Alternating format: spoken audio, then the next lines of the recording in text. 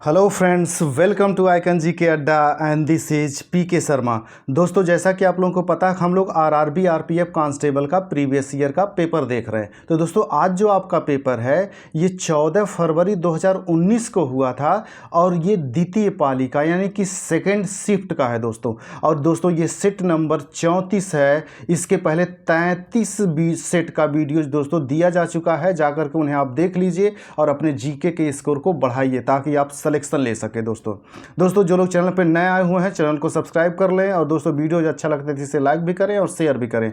और दोस्तों, GK reasoning का वीडियोज आने लगे हैं, आप उन्हें देख करके अपने रीजनिंग के स्कोर को भी बढ़ाइए। और दोस्तों, ये जो रीजनिंग वाला दे रहा हूं मैं, ये आपको टॉपिक वाइज अभी आपको मिल रहा है, तो हर टॉपिक को डिस्कस किया जाएगा और साथ में उसके जो प्रैक्टिस सेट हैं, जो एग्जाम में आए हुए क्वेश्चन हैं, उनका प्रैक्टिस भी आपसे कराया जाएगा। और दोस्तों, एक प्रैक्टिस सेट आएगा जो कंबाइन होगा, सारे चैप्टर का मिला करके आपको प्रैक्टिस सेट दिया जाएगा, वो कुछ दिनों में शुरू किया जाएगा। तो दोस्तों, चैनल को सब्सक्राइब कर लें। दोस्तों, हमारा इस सेट 34 का पहला क्वेश्चन है दोस्तों, भारतीय संविधान के अनुच्छेद 280 के अनुसार वित्त आयोग एक है। तो दोस्तों, वित्त आयोग जो होता है ये एक अर्ध न्यायिक निकाय है। और दोस्तों, एक चीज़ याद रखिए, ये आपके आरआरबी में 3 बार रिपीट कर चुका है, तो इस क्वेश्चन को रट्टा मार जाइएगा। और ये भी याद रखिएगा कि अनुच्छेद 280 जो है ये वित्त आयोग से संबंधित है। आपसे कई बार पूछा गया कि वित्त आयोग का प्रावधान संविधान के किस अनुच्छेद में किया गया है, तो अनुच्छेद 280 में किया गया है।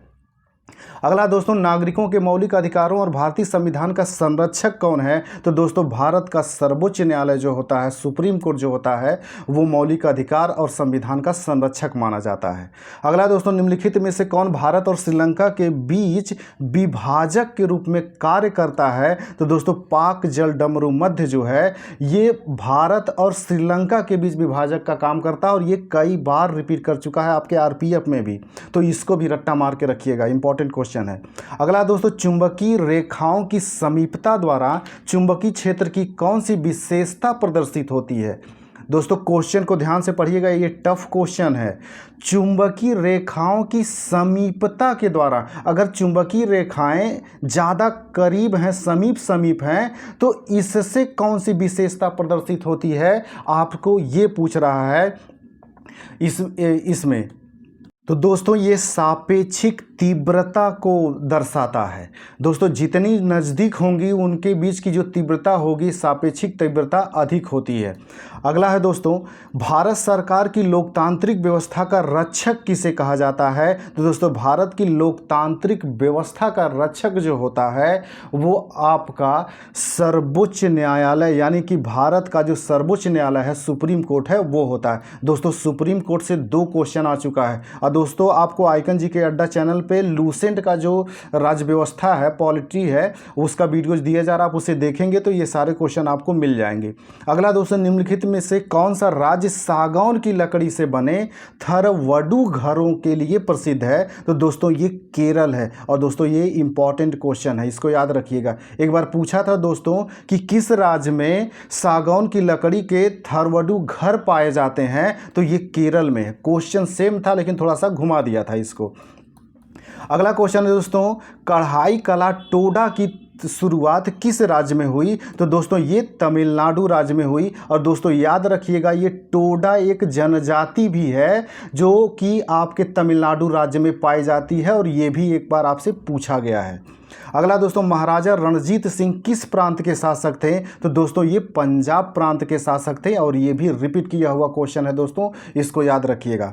अगला दोस्तों, मछली के हृदय में कितने कक्ष होते हैं। तो दोस्तों, मछली के हृदय में 2 कक्ष होते हैं और ये भी कई बार रिपीट किया गया। दोस्तों, जब मैं साइंस वाला लूसेंट वाला पढ़ाऊंगा तो ये सारी चीज़ें वीडियोज आपको वहाँ पे मिल जाएंगी और इनका कंपाइल मैं दे दूंगा कि किस में कितना पाया जाता है, मनुष्यों में क्या होता है, मेढक में कितना होता है, क्रोकोडाइल में कितना होता है, ये सब पूछता है तो ये मैं दे दूंगा। अगला दोस्तों, संसद में लोकसभा की बैठक के लिए सदस्यों की उपस्थिति आवश्यक होती है। तो दोस्तों, टोटल 55 सदस्य। और दोस्तों, इसी क्वेश्चन को घुमा के पूछता है कि लोकसभा की बैठक के लिए जो गणपूर्ति होती है, दोस्तों ये गणपूर्ति जितना चाहिए कि कार्यवाही शुरू की जाए, जितने सदस्य उनको गणपूर्ति कहते हैं। तो ये टोटल जो सदस्य संख्या होती है उसका 1/10 होता है। तो जैसा आप लोगों को पता है कि लोकसभा की सदस्य संख्या 550 है, तो इसका 1/10 जो होगा दोस्तों वो 55 होगा। तो दोस्तों याद रखिएगा, या तो 55 सदस्य संख्या दिया रहेगा या फिर 1/10 दिया रहता है। तो दोनों में से जो ऑप्शन में होगा आप उसको टिक कर लीजिएगा, और ये कई बार पूछा गया है।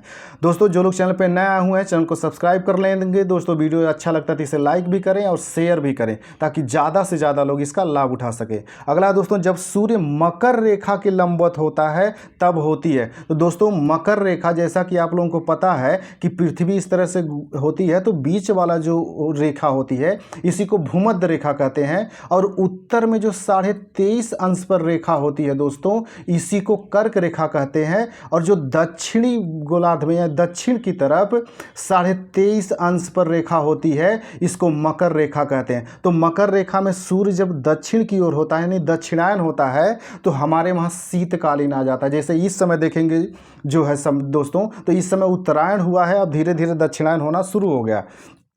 तो दोस्तों वो जो होता है शीतकालीन संक्रांति होती है। तो याद रखिएगा दोस्तों कि सूर्य जब उत्तरायण होगा, कर्क रेखा पे होगा, तब हमारे वहाँ ग्रीष्मकालीन होगा, ग्रीष्म संक्रांति होगी, और जब दक्षिणायन होता है मकर रेखा पे होगा तो शीतकालीन होगा। तो दोस्तों ये क्वेश्चन आपको घुमा के पूछ सकता है, इसीलिए मैंने इसको डिटेल्स में बता दिया है। अगला दोस्तों, बास्केटबॉल के खेल में जब कोई खिलाड़ी रिम के क्षैतिज किनारे पर हवा में कूदते हुए स्वयं को नियंत्रित करते हुए एक या दोनों हाथों से बास्केट में गेंद को डालकर स्कोर करता है तो यह शॉट कहलाता है। तो दोस्तों इसे स्टैंटिंग कहा जाता है, स्लैंटिंग कहा जाता है, स्लैंटिंग। अगला दोस्तों, निम्नलिखित में से कौन सा world network of biosphere reserve का हिस्सा है? तो दोस्तों आपको इसमें बताना है कि बायोस्फीयर रिजर्व का हिस्सा कौन है, और ये कई बार पूछा गया। तो ये नीलगिरी है, और ये कई बार आया हुआ है, इसको रट्टा मार के रखिएगा। अगला दोस्तों, वर्ष 1949 में जब भारतीय संविधान लागू हुआ तो इसमें मूलतः कितने अनुच्छेद थे? तो दोस्तों मूलतः अनुच्छेद जो माने जाते हैं वो 395 हैं। जो मूल अनुच्छेद टोटल हैं वो 395 हैं, लेकिन इन्हीं का उपवर्ग बनाते बनाते आज 400 से भी ज़्यादा हो गए हैं। अगला दोस्तों, वर्ष 1929 में भारतीय राष्ट्रीय कांग्रेस के लाहौर अधिवेशन की अध्यक्षता किसने की? तो दोस्तों इसकी अध्यक्षता जवाहरलाल नेहरू ने किया था। और दोस्तों इसको याद रखिएगा कि लाहौर अधिवेशन किस वर्ष हुआ था? 1929 में। और एक फैक्ट यहाँ से आपसे ये भी पूछता है कि जो 29 में लाहौर अधिवेशन हुआ था इसमें पहली बार पूर्ण स्वतंत्रता का प्रस्ताव पारित किया गया था। दोस्तों पूर्ण स्वतंत्रता का प्रस्ताव पारित किया गया था। अगला दोस्तों, निम्नलिखित में से कौन नैरोबी वार्ता से संबंधित है? तो दोस्तों WTO विश्व व्यापार संगठन जो है ये आपका नैरोबी वार्ता से संबंधित है। और नैरोबी जो है दोस्तों ये केन्या देश की राजधानी है, तो आप में राजधानी भी पूछा जाता है। अगला दोस्तों, सार्वजनिक प्राधिकरणों के साथ साथ निजी व्यक्तियों दोनों के ही विरुद्ध कौन सा रिट जारी किया जा सकता है? तो दोस्तों दोनों के विरुद्ध जो रिट जारी किया जाता है वो बंदी प्रत्यक्षीकरण होता है। और दोस्तों आइकन जी के अड्डा चैनल पे दोस्तों जो मौलिक अधिकार मैंने पढ़ाया है लूसेंट का, आप उसे देख लेंगे तो ये सारे क्वेश्चन आपको वहाँ पे मिल जाएंगे, इसलिए उन्हें देख लीजिए जाके। भारत में छावनी अधिनियम किस वर्ष में पारित हुआ? तो दोस्तों भारत में छावनी अधिनियम जो था 1962 में पारित हुआ था। अगला दोस्तों, निम्नलिखित में से किस वायुमंडलीय परत में विद्युत आवेशित कण होते हैं और रेडियो प्रसारण को संभव बनाते हैं? तो दोस्तों ये आयन मंडल होता है। ये दोस्तों वेरी इंपॉर्टेंट क्वेश्चन है, इसको याद रखिएगा, ये कई बार पूछा गया है। अगला दोस्तों, ब्रिटिश भारत सरकार की राजधानी कलकत्ता से दिल्ली कब स्थानांतरित की गई? तो दोस्तों 1911-12 में स्थानांतरित की गई थी। दोस्तों ये स्थानांतरित की गई थी दिल्ली से कलकत्ता, इसको याद रखिएगा, और ये भी कई बार पूछा गया है। दोस्तों जो लोग चैनल पर नया हैं चैनल को सब्सक्राइब कर लें। दोस्तों वीडियो जो अच्छा लगता है तो इसे लाइक भी करें और शेयर भी करें, ताकि ज़्यादा से ज़्यादा लोग इसका लाभ उठा सकें। अगला क्वेश्चन है दोस्तों, निम्न में से कौन सा एक बादलों की निचली परत का उदाहरण है? तो दोस्तों बादल की जो सबसे निचली परत होती है उसी को स्तरीय कपासी बादल कहते हैं, इसे स्ट्रेटोक्यूमुलस कहा जाता है इंग्लिश में। तो दोनों याद रखेंगे आप, स्तरीय कपासी बादल। अगला क्वेश्चन है दोस्तों, आधुनिक आवर्त सारणी में पोटेशियम के का परमाणु क्रमांक क्या है? तो दोस्तों इसका 19 होता है। और ये भी आप याद रखेंगे पोटेशियम का प्रतीक क्या होता है? तो के होता है। दोस्तों लिखा जाता है पोटेशियम तो लगता है कि इसका प्रतीक पी होना चाहिए, लेकिन पी नहीं होता है, इसका के होता है। तो ये कन्फ्यूजन वाला क्वेश्चन है, तो इसका आप याद रखेंगे और शायद एक बार पूछा भी गया है ये। अगला दोस्तों, निम्नलिखित में से कौन सा निकाय संवैधानिक नहीं है? तो दोस्तों संवैधानिक जो नहीं है, राष्ट्रीय महिला आयोग जो है ये संवैधानिक नहीं है, ये बिल द्वारा पारित करके बनाया गया है। अगला दोस्तों, 1904 में भारतीय विश्वविद्यालय अधिनियम पारित करते होने के समय भारत का वायसराय कौन था? तो दोस्तों उस समय करजन था। और दोस्तों इस क्वेश्चन को घुमा करके पूछता है कि भारतीय विश्वविद्यालय अधिनियम कब पारित किया गया था? तो ये 1904 में। और दोस्तों यही करजन था जिसने 1905 में बंगाल का विभाजन किया था। तो आपसे ये भी पूछा जाता है कि बंगाल के विभाजन के समय कौन उस समय भारत वायसराय था? तो उस समय करजन था। अगला दोस्तों, राष्ट्रीय लेखा सांख्यिकी के द्वारा जारी किया जाता है। तो दोस्तों ये जो होता है ये केंद्रीय सांख्यिकी संगठन द्वारा जारी किया जाता है। राष्ट्रीय लेखा सांख्यिकी, राष्ट्रीय लेखा सांख्यिकी जो है किसके द्वारा जारी किया जाता है? आपसे ये पूछ रहा है दोस्तों। तो ये केंद्रीय सांख्यिकी संगठन द्वारा जारी किया जाता है। और ये इंपॉर्टेंट क्वेश्चन है दोस्तों और टफ भी है, इसलिए इसको रट्टा मार के रखिएगा। अगला दोस्तों, भारतीय संविधान का निम्नलिखित में से कौन सा अनुच्छेद सर्वोच्च न्यायालय की सहायक शक्तियों से संबंधित है? तो अनुच्छेद 140। और ये भी इंपॉर्टेंट क्वेश्चन है दोस्तों, ऐसे क्वेश्चन आप में रिपीट करने की संभावना ज़्यादा होती है। अगला दोस्तों, आहार नली का दूसरा नाम क्या है? तो दोस्तों आहार जो नली होती है हमारी, इसी को हम ग्रास नली बोलते हैं।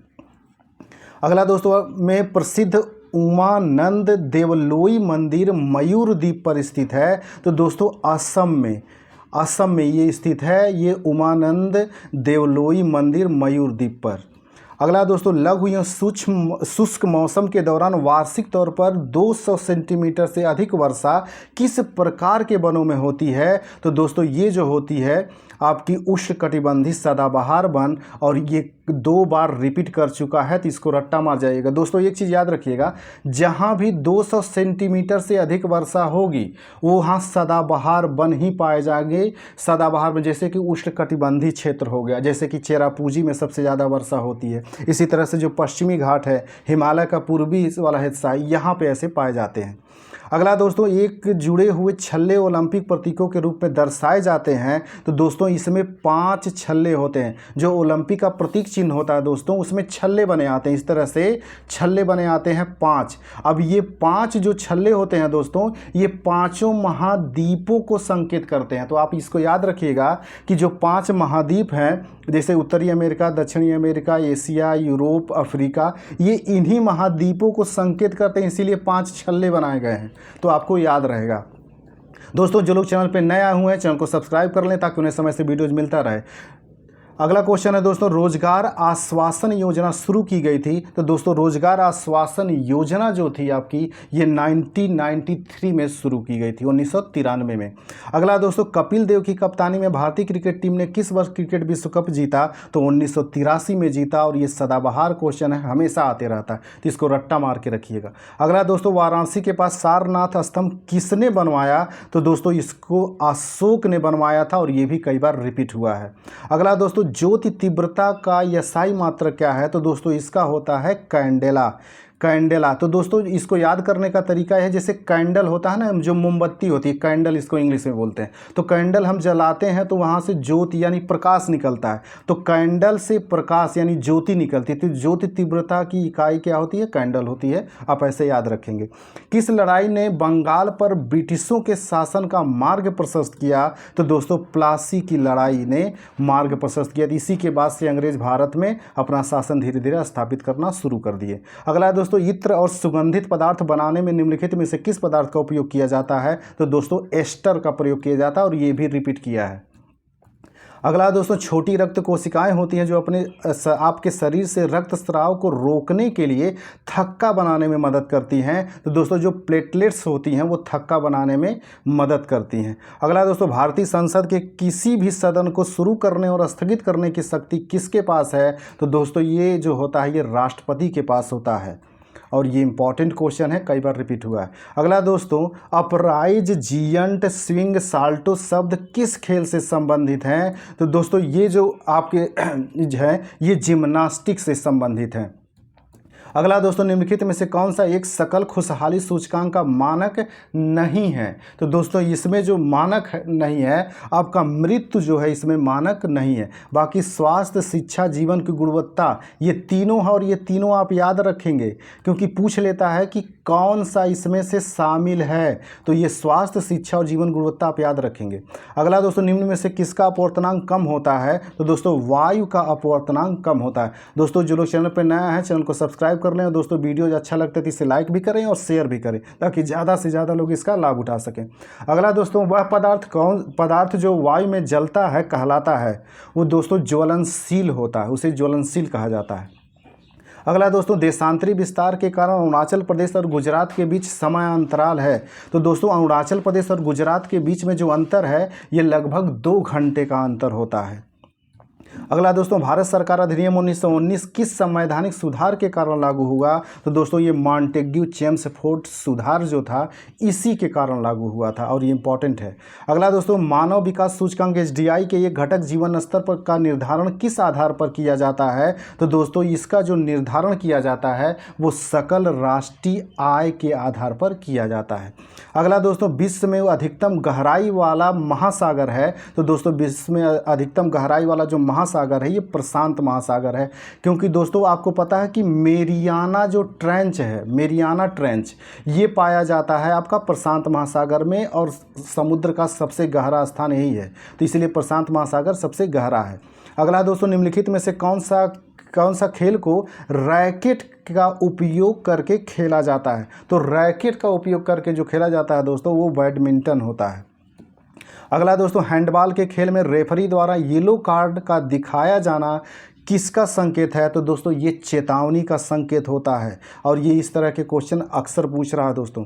अगला दोस्तों, एकल नदी प्रणाली निर्मित क्षेत्रों को के रूप में जाना जाता है। तो दोस्तों अपवाह तंत्र के नाम से रूप में जाना जाता है, अपवाह तंत्र। अगला दोस्तों, भारत भूमि का क्षेत्रफल संपूर्ण विश्व की भूमि के क्षेत्रफल का कितना प्रतिशत है? तो ये 2.4% है और ये इंपॉर्टेंट क्वेश्चन है। और दोस्तों जो मैंने ज्योग्राफी का पढ़ाया है भारत की स्थिति के बारे में, जो पहला वीडियो है ज्योग्राफी का, आप उसे देख लेंगे तो ये सारे डेटा आपको मिल जाएंगे।